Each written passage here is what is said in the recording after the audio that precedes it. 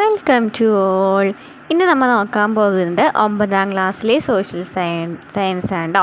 നോക്കി, ഈ ചാപ്റ്റർ എന്ന് പറയുന്നത് സമ്പദ്ഘടനയെ കുറിച്ചിട്ടാണ്. അതായത് എപ്പോഴും PSC ചോദിക്കുന്ന കുറച്ച് ക്വസ്റ്റ്യൻസ് ഉണ്ടല്ലോ. എക്കണോമിക്സിൻ്റെ ഭാഗത്ത് നിന്ന് പ്രാഥമിക മേഖല, ദ്വിതീയ മേഖല, തൃതീയ മേഖല, ദേശീയ വരുമാനം എന്നിവയൊക്കെ പറയുന്ന ഒരു ചാപ്റ്റർ ഉണ്ടോ. ഇമ്പോർട്ടൻ്റ് ആണ്, പഠിച്ച് ഇരിക്കേണ്ട. എന്തായാലും നമ്മൾ PSC എക്സാം എഴുതുന്നത് എന്തായാലും പഠിച്ചിരിക്കുന്ന ടോപ്പിക്കാണ് കേട്ടോ. ഫസ്റ്റ് നമ്മൾ പറയുന്ന ഭരണഘടനയിൽ നമ്മൾ കുറച്ച് ടോപ്പിക്സുകൾ പറഞ്ഞില്ലേ, അതുപോലെ തന്നെ എക്കണോമിക്സിൽ പ്രധാനമായിട്ടും പഠിച്ചിരിക്കേണ്ട ഒരു ടോപ്പിക്കാണ് കേട്ടോ. ഈ ഒരു ഭാഗത്തു നിന്നാണ് കൂടുതലും SCERT ഭാഗത്തു നിന്നാണ് കൂടുതലും ക്വസ്റ്റ്യൻസ് വരുന്നത്. അതുപോലെ തന്നെ നമ്മുടെ ഈ ചാനലിൽ പഴയ പ്രീവിയസ് ക്വസ്റ്റ്യൻ ആൻസേഴ്സൊക്കെ നമ്മൾ ചെയ്യുന്നുണ്ട് കേട്ടോ. ക്ലാസ് റിവിഷൻസ് ചെയ്യുന്നുണ്ട്. അപ്പോൾ നമ്മുടെ ക്ലാസ്സുകൾ ഇഷ്ടമാണെന്നുണ്ടെങ്കിൽ സപ്പോർട്ട് ചെയ്യാം കേട്ടോ. അപ്പോൾ നമുക്ക് ഇന്നത്തെ ക്ലാസ്സിലേക്ക് പോകാം. ഇമ്പോർട്ടൻറ്റ് ചാപ്റ്ററാണ്, നന്നായി ശ്രദ്ധിച്ചിരിക്കുക കേട്ടോ. ഓക്കെ, ചാപ്റ്ററിൻ്റെ പേരെന്ന് പറയുന്നത് ഇന്ത്യൻ സമ്പദ്ഘടന വിവിധ മേഖലകളിലൂടെ എന്നാണ് ചാപ്റ്ററിൻ്റെ പേര് വരുന്നത് അല്ലേ. 5ാമത്തെ ചാപ്റ്ററിൻ്റെ പേര് എന്താണ്? ഇന്ത്യൻ സമ്പദ്ഘടന വിവിധ മേഖലകളിലൂടെ. ചിത്രം നിരീക്ഷിക്കൂ. നോക്കി, ഈ ചിത്രത്തിൽ പല പല പണികൾ എടുക്കുന്ന കുറേ പേരെ കാണുന്നുണ്ട് അല്ലേ. ടീച്ചിങ് ഉണ്ട്, അതുപോലെ തന്നെ കൃഷി ചെയ്യുന്നുണ്ട്, ബാങ്കിൽ ഓരോ വ്യവസായങ്ങൾ ചെയ്യുന്നുണ്ട് അല്ലേ. നോക്കി, വൈവിധ്യമാർന്ന തൊഴിലുകളിൽ ഏർപ്പെട്ടിരിക്കുന്നവരെ കാണാൻ കഴിയുന്നില്ലേ. എന്തിനാണ് അവർ തൊഴിലുകളിൽ ഏർപ്പെടുന്നത്? എന്തിനാണ് തൊഴിൽ ചെയ്യുന്നത്? വരുമാനം കിട്ടുന്നതിന് വേണ്ടിയിട്ടാണല്ലേ. ഇത്തരത്തിലെ തൊഴിലുകളിലൂടെയാണ് നമുക്ക് എന്ത് ലഭിക്കുന്നത്? വരുമാനം ലഭിക്കുന്നത്. ഈ വരുമാനമൊക്കെ ഒരു സാമ്പത്തിക പ്രവർത്തനത്തിൻ്റെ ഭാഗമാണല്ലേ. അപ്പോൾ നമുക്ക് ഇതിൽ എന്തൊക്കെ കാണപ്പെടുന്നുണ്ട്? കൃഷിയുമായി ബന്ധപ്പെട്ടിട്ട് കാണപ്പെടുന്നുണ്ട്, അതുപോലെ തന്നെ വ്യവസായം, അതുപോലെ തന്നെ നിർമ്മാണ പ്രവർത്തനങ്ങൾ, അതുപോലെ തന്നെ കാണപ്പെടുന്നത്? ടീച്ചിങ്, ബാങ്കിങ് ഒക്കെ കാണപ്പെടുന്നുണ്ട് അല്ലേ. ഈ 3 മേഖലകളുമായി നടക്കുന്ന സാമ്പത്തിക പ്രവർത്തനങ്ങളെ നമുക്ക് എന്തായി തിരിക്കാം? 3 വിഭാഗങ്ങളായിട്ട് തരംതിരിക്കാം. ഏതൊക്കെയാണ്? പ്രാഥമിക, ദ്വിതീയ, തൃതീയ മേഖല. എന്നിങ്ങനെ 3 വിഭാഗങ്ങളായിട്ട് തരംതിരിക്കാം. ഇതിൽ എന്താണ് നാഷണൽ സ്റ്റാറ്റിസ്റ്റിക്കൽ ഓഫീസ് എന്ന് ആദ്യം തന്നെ അറിഞ്ഞിരിക്കണം. എന്താണ് NSO, നാഷണൽ സ്റ്റാറ്റിസ്റ്റിക്കൽ ഓഫീസ് എന്ന് വെച്ചാൽ മുമ്പ് നിലനിന്നിരുന്ന സെൻട്രൽ സ്റ്റാറ്റിസ്റ്റിക്കൽ ഓഫീസും നാഷണൽ സാമ്പിൾ സർവേ ഓഫീസും ചേർന്ന് 2019 രൂപീകൃതമായതാണ് നാഷണൽ സ്റ്റാറ്റിസ്റ്റിക്കൽ ഓഫീസ് എന്ന് പറയുന്നത്. അപ്പോൾ ആദ്യം സെൻട്രൽ സ്റ്റാറ്റിസ്റ്റിക്കൽ ഓഫീസ് നമ്മൾ പഠിച്ചിട്ടുണ്ട് അല്ലേ. CSO പഠിച്ചിട്ടുണ്ടായിരുന്നല്ലോ. അപ്പോൾ CSO എന്ന് പറയുന്നതും അതുപോലെ തന്നെ നാഷണൽ സാമ്പിൾ സർവേ ഓഫീസ് NSSയും കൂടി ചേർന്നിട്ടാണ് 2019 നാഷണൽ സ്റ്റാറ്റിസ്റ്റിക്കൽ ഓഫീസ് എന്നായിട്ട് മാറിയത്. ഇന്ത്യയിലെ ദേശീയ വരുമാനം ഉൾപ്പെടെയുള്ള സാമ്പത്തിക സ്ഥിതി വിവരക്കണക്കുകൾ ശേഖരിക്കുകയും വിശകലനം ചെയ്യുകയും പ്രസിദ്ധീകരിക്കുകയും ചെയ്യുന്ന കേന്ദ്ര ഗവൺമെൻറ് സ്ഥാപനമാണ് NSO എന്ന് പറയുന്നത്. എന്താണ് നമ്മൾ പറഞ്ഞത്? ദേശീയ വരുമാനം കണക്കാക്കുകയും അതിനെക്കുറിച്ചിട്ട് വിവരങ്ങൾ ശേഖരിക്കുകയും പ്രസിദ്ധീകരിക്കുകയും ചെയ്യുന്ന ഒരു കേന്ദ്ര ഗവൺമെൻറ് സ്ഥാപനമാണ് NSO എന്ന് പറയുന്നത്. സാമ്പത്തിക നയങ്ങൾ രൂപീകരിക്കുന്നതിനും സർക്കാർ പദ്ധതികൾ ആസൂത്രണം ചെയ്യുന്നതിനും സാമ്പത്തിക വളർച്ച നിരീക്ഷിക്കുന്നതിനും NSO നൽകുന്ന വിവരങ്ങൾ അടിസ്ഥാനമാക്കുന്നു അല്ലേ. സർക്കാർ പദ്ധതികൾ ആസൂത്രണം ചെയ്യുന്നതിന് വേണ്ടിയും അതുപോലെ തന്നെ സാമ്പത്തിക വളർച്ച നിരീക്ഷിക്കുന്നതിന് വേണ്ടിയിട്ടൊക്കെ ഈ വിവരങ്ങൾ ഉപയോഗപ്പെടുത്തുന്നുണ്ട്. ഇനി നമുക്ക് നമ്മുടെ മെയിനായിട്ടുള്ള ഭാഗത്തിലേക്ക് പോകുകയാണ്. പ്രാഥമിക മേഖല അല്ലെങ്കിൽ പ്രൈമറി സെക്ടർ എന്ന് വെച്ചാൽ എന്താണ് പ്രാഥമിക മേഖല എന്ന് പറയുന്നത്? ഫസ്റ്റ് ഭാഗമാണല്ലേ വരുന്നത്. അതായത് പ്രകൃതി വിഭവങ്ങളെ നേരിട്ട് ഉപയോഗപ്പെടുത്തി നടത്തുന്ന പ്രവർത്തനങ്ങളെയാണ് പ്രാഥമിക മേഖല എന്ന് പറയുന്നത്. പ്രാഥമിക മേഖലയുടെ മുഖ്യ സവിശേഷത എന്താണ്?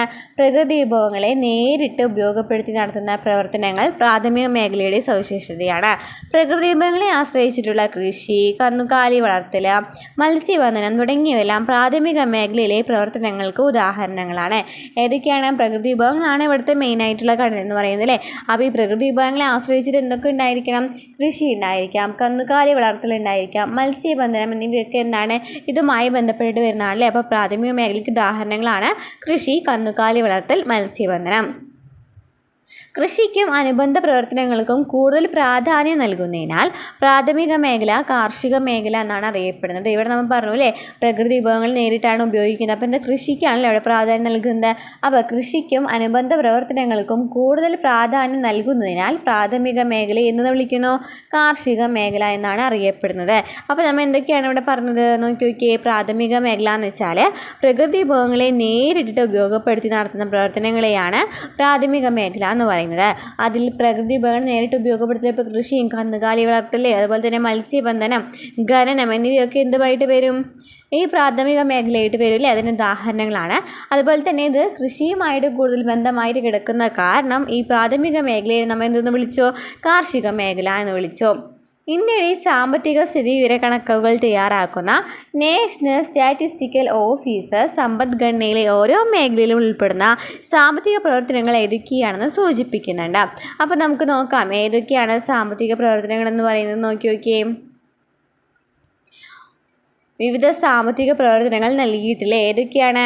ഹോട്ടലുകളും റെസ്റ്റോറൻറ്റുകളും ബാങ്കിങ്, ഇൻഷുറൻസ്, കൃഷിയും അനുബന്ധ പ്രവർത്തനങ്ങളും, നിർമ്മാണ പ്രവർത്തനങ്ങൾ, വ്യവസായം, വിദ്യാഭ്യാസം, കന്നുകാലി വളർത്തൽ, റിയൽ എസ്റ്റേറ്റ്, ആരോഗ്യം, ജലവിതരണം, വനം എന്നിവയൊക്കെ വിവിധ സാമ്പത്തിക പ്രവർത്തനങ്ങളാണ്.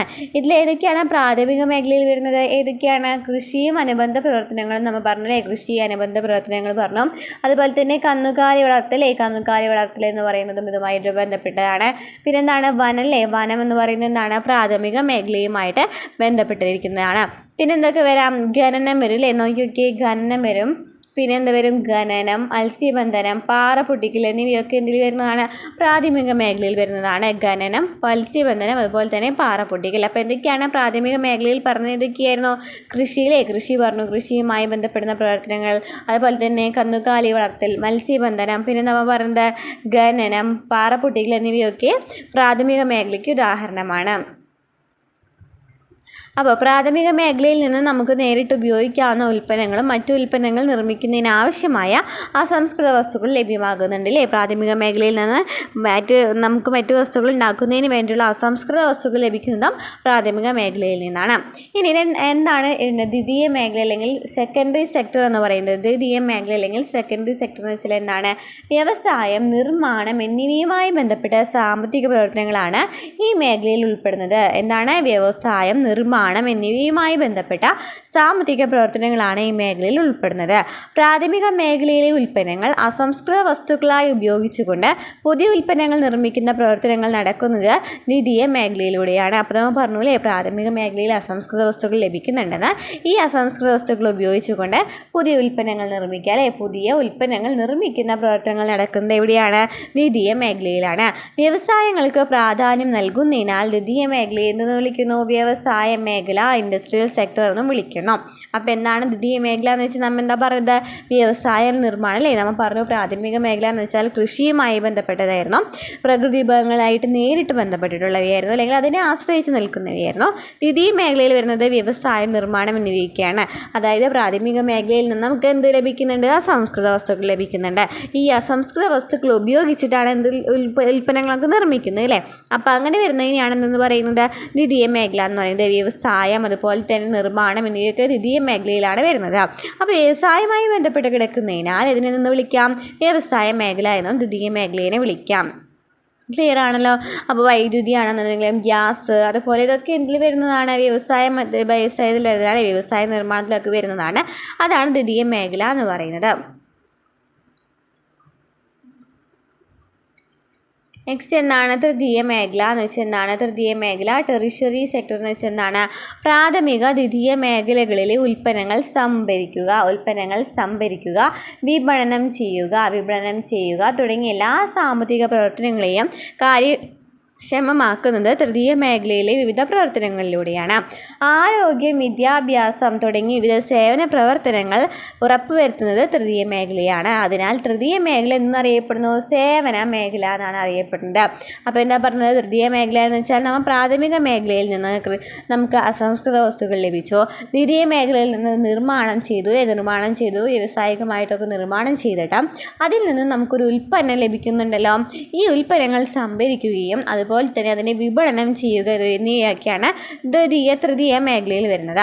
ഈ തൃതീയ മേഖലയ്ക്ക് ഫോർ എക്സാമ്പിളാണ് ആരോഗ്യം, വിദ്യാഭ്യാസം, അതുപോലെ തന്നെ ഗതാഗതം, വാർത്താവിനിമയം, വ്യാപാരം, വാണിജ്യം എന്നിവയൊക്കെ എന്തിനാണ്? തൃതീയ മേഖലയാണ് അല്ലേ. ഇത് നമുക്ക് ലഭിക്കുന്ന സൗകര്യങ്ങളാണല്ലേ ഈ തൃതീയ മേഖല എന്ന് പറയുന്നത്. അപ്പോൾ അങ്ങനെ സേവന പ്രവർത്തനങ്ങളാണല്ലേ. അപ്പോൾ അത് കാരണം നമുക്ക് എന്ന് പറയാം തൃതീയ മേഖല എന്ന് പറയുന്നത് സേവന മേഖല എന്ന് പറയാം. നമുക്ക് ലഭിക്കുന്ന സേവന പ്രവർത്തനങ്ങളാണ് തൃതീയ മേഖലയിൽ വരുന്നത്. ഗതാഗതം, വാർത്താവിനിമയം, വ്യാപാരം, വാണിജ്യം എന്നിവയ്ക്ക് എന്തിൽ വരുന്നതാണ്? തൃതീയ മേഖലയിൽ വരുന്നതാണ്. അപ്പോൾ മനസ്സിലായല്ലേ. അപ്പോൾ നമുക്ക് ഇതിൽ നിന്ന് മനസ്സിലായി പ്രാഥമിക മേഖലയും തൃതീയ മേഖലയും പരസ്പരം ബന്ധപ്പെട്ട് കിടക്കുകയാണല്ലേ ചെയ്തിരിക്കുന്നത്. അപ്പോൾ നോക്കിയാൽ ഫോർ എക്സാമ്പിൾ പറയുകയാണെന്നുണ്ടെങ്കിൽ ഒരു കരിമ്പ് ഉൽപ്പാദനം എങ്ങനെയാണ് വർദ്ധിപ്പിക്കാനായിട്ട് മറ്റു 2 മേഖലകളും എങ്ങനെയെല്ലാം സഹായിക്കുന്നതെന്ന് പറയുന്നുണ്ട്. നമുക്ക് നോക്കിയേ കരിമ്പ് ഉൽപ്പാദനം വർദ്ധിപ്പിക്കാൻ. കരിമ്പ് എന്ന് പറയുന്നത് നമുക്കറിയാലേ പ്രകൃതി വിഭവത്തിൽ ലഭിക്കുന്നതാണ്. അപ്പോൾ പ്രാഥമിക മേഖലയാണ്. ദ്വിതീയ മേഖലയിൽ നിന്ന് എന്തൊക്കെയാണ് സ്വീകരിക്കുന്നത്? അവിടെ നടക്കുന്ന നിർമ്മാണ വ്യവസായമാണ് അല്ലേ. അപ്പോൾ യന്ത്ര സാമഗ്രികളും വളങ്ങളൊക്കെയാണ് ദ്വിതീയ മേഖലയിൽ നിന്ന് ലഭിക്കുന്നത്. എന്നിട്ട് ഈ കരിമ്പ് നമുക്ക് എന്തെങ്കിലും വിപണനം ചെയ്യണം അല്ലേ, വിപണനം ചെയ്യണം. അപ്പോൾ അതിന് വേണ്ടിയിട്ട് എന്തുണ്ടാവണം? ഗതാഗത സൗകര്യം ഉണ്ടായിരിക്കണം. അതുപോലെ തന്നെ സാമ്പത്തിക സഹായവും ആക്കണം. അതാണ് തൃതീയ മേഖലയിൽ നിന്ന് ലഭിക്കുന്നത്. ഇങ്ങനെ എല്ലാ മേഖലകളുടെയും പരസ്പര ആശ്രയത്തിലൂടെയാണ് ഉൽപാദന പ്രക്രിയ പൂർത്തിയാകുന്നത്. നോക്കി നമുക്കൊരു ഡയഗ്രം നൽകിയിട്ടുണ്ട്. നോക്കിയേ, പ്രാഥമിക മേഖല അല്ലേ, പ്രാഥമിക മേഖലയിൽ നിന്നും നമുക്ക് എന്ത് ലഭിക്കുന്നുണ്ട്? ഭക്ഷ്യവസ്തുക്കൾ ലഭിക്കുന്നുണ്ടെന്ന് നമ്മൾ പറഞ്ഞു അല്ലേ. പ്രാഥമിക മേഖലയിൽ നിന്നും ഭക്ഷ്യവസ്തുക്കൾ ലഭിക്കുന്നുണ്ട്. അതുപോലെ തന്നെ എന്താണ് ലഭിക്കുന്നത്? അസംസ്കൃത വസ്തുക്കൾ ലഭിക്കുന്നുണ്ട് അല്ലേ. അപ്പോൾ അസംസ്കൃത വസ്തുക്കളും ഭക്ഷ്യവസ്തുക്കൾ ലഭിക്കുന്നുണ്ട്. ഈ അസംസ്കൃത വസ്തുക്കൾ ദ്വിതീയ മേഖലയിലേക്ക് കൊടുക്കുന്നുണ്ട് അല്ലേ, ദ്വിതീയ മേഖലയ്ക്ക് കൊടുക്കുന്നുണ്ട്. ആ ദ്വിതീയ മേഖല എന്ത് ചെയ്യും? അത് ഈ യന്ത്ര സാമഗ്രികൾ, നിർമ്മിതമായ വസ്തുക്കളിലെ യന്ത്ര സാമഗ്രികളും അതുപോലെ തന്നെ നിർമ്മിത വസ്തുക്കളൊക്കെ ദ്വിതീയ മേഖല നിർമ്മാണം ചെയ്യുകയാണ് ചെയ്യുന്നത്.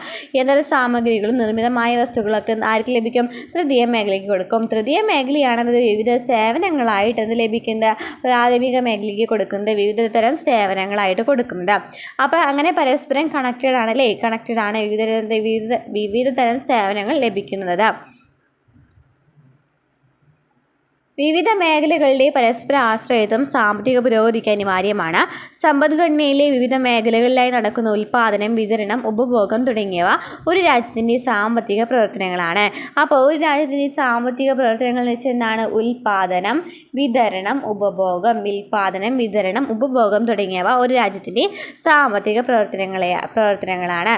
അപ്പോൾ ഉൽപ്പാദന ഘടകങ്ങളെ ഉപയോഗപ്പെടുത്തിക്കൊണ്ട് സാധനങ്ങളും സേവനങ്ങളും ഉൽപ്പാദിപ്പിക്കുന്ന പ്രക്രിയയാണ് ഉൽപ്പാദനം എന്ന് പറയുന്നത്. ഉൽപ്പാദന ഘടകങ്ങളെ ഉപയോഗപ്പെടുത്തിക്കൊണ്ട് സാധനങ്ങളും സേവനങ്ങളും ഉൽപ്പാദിപ്പിക്കുന്ന പ്രക്രിയയാണ് ഉൽപ്പാദനം എന്ന് പറയുന്നത്. ഉൽപ്പാദനത്തിലൂടെ ലഭിക്കുന്ന ഉൽപ്പന്നമോ വരുമാനമോ വ്യക്തികൾക്കിടയിലെ ഉൽപ്പാദക ഘടകങ്ങൾക്കിടയിലൂടെ കൈമാറ്റം ചെയ്യപ്പെടുന്ന പ്രക്രിയയാണ് വിതരണം എന്ന് പറയുന്നത്. നമുക്കറിയാലേ വിതരണം എന്ന് വെച്ചാൽ എന്താണ്? വിതരണം ചെയ്യുന്നത് എങ്ങനെയാണ്? ഉൽപ്പാദനത്തിലൂടെ നമുക്ക് എന്ത് ലഭിക്കാം? ഉൽപ്പന്നം ലഭിക്കാം, അല്ലെങ്കിൽ വരുമാനം ലഭിക്കാം. ഇത് വ്യക്തികൾക്കിടയിലായി ആയിരിക്കാം, അല്ലാന്നുണ്ടെങ്കിൽ എന്തായിരിക്കാം? ഉൽപ്പാദക ഘടകങ്ങൾക്കിടയിലൊക്കെ കൈമാറ്റം ചെയ്യപ്പെടില്ലേ. ഒന്നുണ്ടെങ്കിൽ കച്ചവടക്കാരിൽ നിന്നോ അല്ലെങ്കിൽ വ്യക്തികളിലൂടെയോ ഒക്കെ കൈമാറ്റം ചെയ്യപ്പെടുന്നതിനെയാണല്ലോ വിതരണം എന്ന് പറയുന്നത്. ഉൽപ്പാദനം വെച്ചെന്താണ്? ഉൽപ്പാദിപ്പിക്കുക അല്ലേ. സാധനങ്ങളും സേവനങ്ങളും ഉൽപ്പാദിപ്പിക്കുന്നതിനാണ് ഉൽപ്പാദനം എന്ന് പറയുന്നത്. ഇത് ആളുകളിലേക്ക് കൈമാറ്റം ചെയ്യപ്പെടുന്നതിനെയാണ് എന്ന് പറയുന്നത് വിതരണം എന്ന് പറയുന്നത്. ഇങ്ങനെ വിതരണം ചെയ്യപ്പെടുന്ന വരുമാനത്തിൻ്റെ ഒരു വിഹിതം ഉപഭോക്താവ് സാധനങ്ങളും സേവനങ്ങളും വാങ്ങുന്നതിനായിട്ട് വിനിയോഗിക്കുകയും മിച്ചം വരുന്നത് കരുതൽ ധനമായി മാറ്റിവെക്കുകയും ചെയ്യുന്നു. അങ്ങനെ വരുമാനം നമുക്ക് ഇങ്ങനെ ലഭിച്ചു അല്ലേ, വരുമാനം ലഭിക്കുകയാണ് ചെയ്യുന്നത്. അങ്ങനെ വരുമാനത്തിൽ നിന്നും ഒരു വിഹിതം ഉണ്ടായിരിക്കുമല്ലോ, ഒരു ഭാഗം എന്ത് ചെയ്യുകയാണ് ചെയ്യുന്നത്? നമുക്ക് ആവശ്യമായ സാധനങ്ങളും സേവനങ്ങളും വയ്ക്കും. അല്ലാന്നുണ്ടെങ്കിൽ എന്ത് ചെയ്യും? കുറച്ച് നാളത്തെയും കൂടി കരുതിയിട്ട് നമ്മൾ കുറച്ചും കൂടി സമ്പാദ്യമായിട്ടല്ലേ എടുത്ത് കുറച്ച് നീക്കി വയ്ക്കും അല്ലേ. അങ്ങനെ ആവശ്യങ്ങളും ആഗ്രഹങ്ങളും തൃപ്തിപ്പെടുത്തുവാൻ വിഭവങ്ങൾ ഉപയോഗിക്കുന്ന പ്രവർത്തനത്തെയാണ് ഉപഭോഗം എന്നറിയപ്പെടുന്നത്. ആവശ്യങ്ങളും ആഗ്രഹങ്ങളും തൃപ്തിപ്പെടുത്തുവാൻ വേണ്ടി വിഭവങ്ങൾ ഉപയോഗിക്കുന്ന പ്രവർത്തനത്തെയാണ് ഉപഭോഗം എന്നറിയപ്പെടുന്നത്. ഇത്തരത്തിൽ സാമ്പത്തിക പ്രവർത്തനങ്ങളായ ഉൽപ്പാദനം, വിതരണം, ഉപഭോഗം എന്നിവ ത്വരിതപ്പെടുത്തുമ്പോഴാണ് സമ്പദ് വ്യവസ്ഥ പുരോഗതി കൈവരിക്കുന്നത്. അപ്പം എന്താ പറയുന്നത് ഇവിടെ? ഉൽപ്പാദനം, വിതരണം, ഉപഭോഗം എന്ന് പറയുന്ന സാമ്പത്തിക പ്രവർത്തനം പറഞ്ഞു അല്ലേ. ഉൽപ്പാദനം എന്ന് വെച്ചാൽ എന്താണ്? ഉൽപ്പാദിപ്പിക്കുകയാണ് അല്ലേ. വിതരണം എന്ന് വെച്ചാൽ എന്തായിരുന്നു?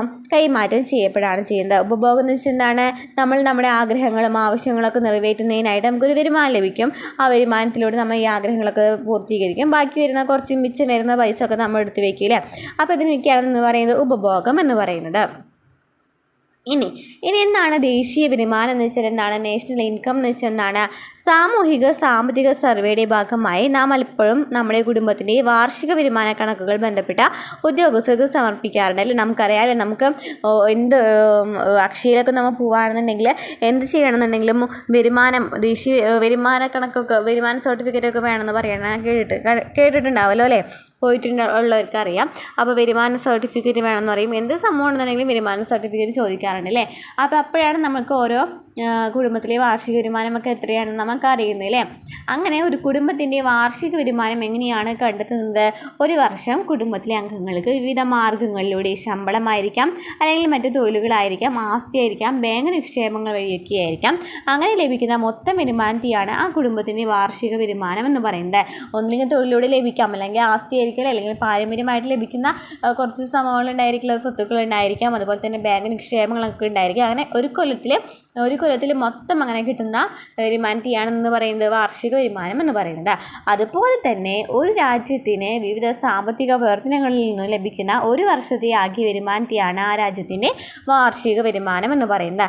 നമ്മൾ ഒരു കുടുംബത്തിൽ ഒരാളുടെ നോക്കിയിട്ട് ഒരു വർഷത്തിൽ നമ്മൾ കണക്കാക്കുന്നത് വാർഷിക വരുമാനം എന്ന് പറഞ്ഞിട്ട്, അതുപോലെ തന്നെ രാജ്യത്തിലുള്ള എല്ലാ സാമ്പത്തിക പ്രവർത്തനങ്ങളും നോക്കിയിട്ട് അങ്ങനെ ലഭിക്കുന്ന വരുമാനത്തെയാണെന്ന് പറയുന്നത് ഒരു രാജ്യത്തിൻ്റെ വാർഷിക വരുമാനം എന്ന് പറയുന്നത്.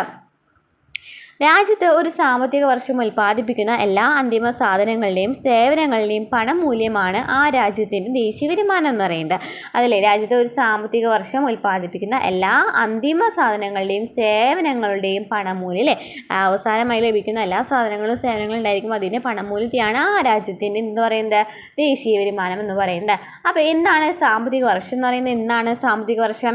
ഇന്ത്യയിൽ ഏപ്രിൽ 1 മുതൽ മാർച്ച് 31 വരെയാണ് ഒരു സാമ്പത്തിക വർഷം. ഫിനാൻഷ്യൽ ഇയർ എന്ന് പറയുന്നത് എത്രയാണ്?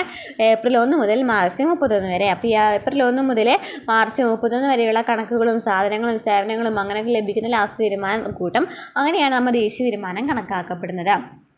രാജ്യത്ത് ഉൽപ്പാദിപ്പിക്കുന്ന ഉൽപ്പന്നങ്ങളിൽ നേരിട്ട് ഉപഭോഗ വസ്തുവായി ഉപയോഗിക്കുന്ന സാധനങ്ങളെ അന്തിമ സാധനങ്ങളെന്നും അസംസ്കൃത വസ്തുവായിട്ട് ഉപയോഗിക്കുന്ന സാധനങ്ങളെ ഇടനില വസ്തുക്കൾ അല്ലെങ്കിൽ ഇടനില സാധനങ്ങൾ എന്നാണ് അറിയപ്പെടുന്നത്.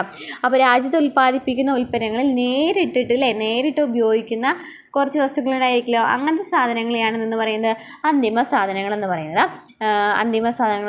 അല്ലെങ്കിൽ അസംസ്കൃത വസ്തുവായിട്ട് ഉപയോഗിക്കുന്ന, അല്ലെങ്കിൽ മറ്റൊരു അസംസ്കൃത വസ്തുവായിരുന്നു ചെന്നാൽ മറ്റൊരു ഉൽപ്പന്നം നിർമ്മിക്കുന്നതിനായിട്ട് നമ്മൾ ഉപയോഗിക്കുന്ന ഉൽപ്പന്നത്തെയാണല്ലേ അസംസ്കൃത വസ്തു എന്ന് പറയുന്നത്. നമുക്ക് നമ്മൾ എന്ത് സംഭവം ചെയ്യുകയാണെന്നുണ്ടെങ്കിലും ഇപ്പോൾ എന്താ പറയുക, കരിമ്പ് ജ്യൂസ് എടുക്കുകയാണെന്നുണ്ടെങ്കിൽ കരിമ്പ് വേണമല്ലോ. അപ്പോൾ അവിടുത്തെ അസംസ്കൃത വസ്തു എന്താണ്?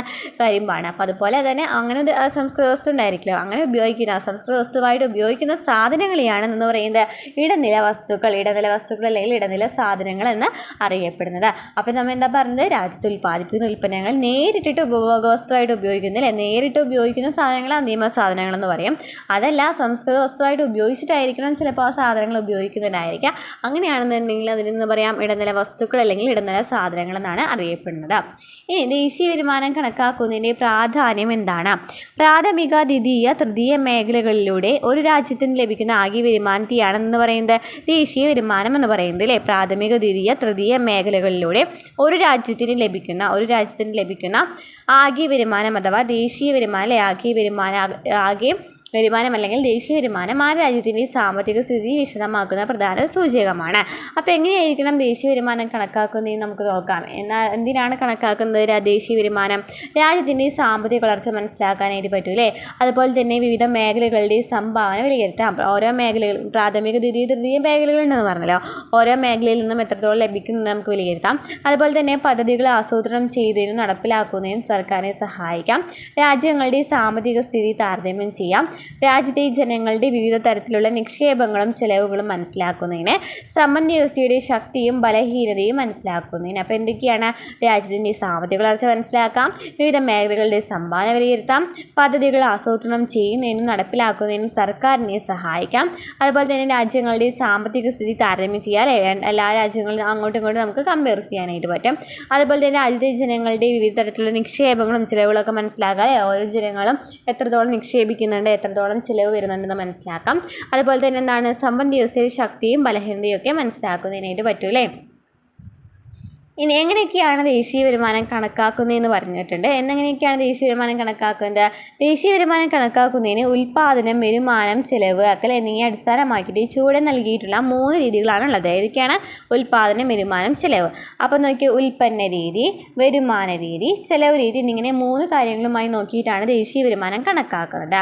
ഇതിലെന്താണ് ഉൽപ്പന്ന രീതി അല്ലെങ്കിൽ പ്രൊഡക്റ്റ് മെത്തേഡ് എന്ന് വെച്ചാൽ ഒരു സാമ്പത്തിക വർഷത്തിൽ പ്രാഥമിക, ദ്വിതീയ, തൃതീയ മേഖലകളിൽ ഉൽപ്പാദിപ്പിക്കപ്പെടുന്ന സാധനങ്ങളുടെയും സേവനങ്ങളുടെയും മൊത്തം പണമൂല്യത്തെ അടിസ്ഥാനമാക്കി വരുമാനം കണക്കാക്കുന്ന രീതിയാണ് ഉൽപ്പന്ന രീതി എന്ന് പറയുന്നത്. ഒരു സാമ്പത്തിക വർഷത്തിൽ പ്രാഥമിക, ദ്വിതീയ, തൃതീയ മേഖലകളിൽ ഉൽപ്പാദിപ്പിക്കപ്പെടുന്ന സാധനങ്ങളുടെയും സേവനങ്ങളുടെയും മൊത്തം പണമൂല്യം നോക്കിയിട്ട് വരുമാനം കണക്കാക്കണല്ലേ ചെയ്യുന്നത്. 3 മേഖലയിൽ നോക്കുകയാണ്. പ്രാഥമിക, ദ്വിതീയ, തൃതീയ മേഖലയിൽ മൊത്തം നോക്കിയിട്ട് അതിൻ്റെ പണമൂല്യം നോക്കിയിട്ടാണ് ഉൽപ്പന്ന രീതി വെച്ചിട്ട് കണക്കാക്കുന്നത്. വിവിധ മേഖലകളിൽ നിന്നും ദേശീയ വരുമാനത്തിലേക്കുള്ള സംഭാവന എത്രത്തോളം എന്ന് തിരിച്ചറിയുന്നതിനും അതത് മേഖലകൾക്ക് അർഹമായ പ്രാധാന്യം ഉറപ്പുവരുത്തുന്നതിനും ഇത് സഹായിക്കുന്നുണ്ട്. അപ്പോൾ എങ്ങനെയാണ് ദേശീയ വരുമാനം കണക്കാക്കുന്നതെന്ന് പറഞ്ഞു? പ്രാഥമിക, ദ്വിതീയ, തൃതീയ മേഖലകളിലെ വരുമാനം നോക്കിയിട്ടാണ്. അതായത് ഇപ്പോൾ എക്സ് എടുക്കുകയാണെന്നുണ്ടെങ്കിൽ x1 + x2 + x3 + അങ്ങനെ xn വരെ ഉണ്ട്. എന്നത് രാജ്യത്തെ പ്രാഥമിക, ദ്വിതീയ, തൃതീയ മേഖലകളായി ഉൽപ്പാദിപ്പിക്കപ്പെടുന്ന വിവിധ സാധനങ്ങളുടെയും സേവനങ്ങളുടെയും ആകെ പണമൂല്യമാണ്. അപ്പോൾ പ്രാഥമിക, ദ്വിതീയ, തൃതീയ മേഖലകളിൽ നിന്ന് ലഭിക്കുന്ന പണമൂല്യം വെച്ചിട്ടാണ് ഉൽപ്പന്ന രീതി വഴി ദേശീയ വരുമാനം കണക്കാക്കുന്നത്. ഇനി എങ്ങനെയാണ് വരുമാന രീതി വഴി നോക്കി. ഒരു സാമ്പത്തിക വർഷത്തിൽ ഉൽപ്പാദന ഘടകങ്ങൾ നമ്മൾ കഴിഞ്ഞ ചാപ്റ്ററിൽ പഠിച്ചു അല്ലേ.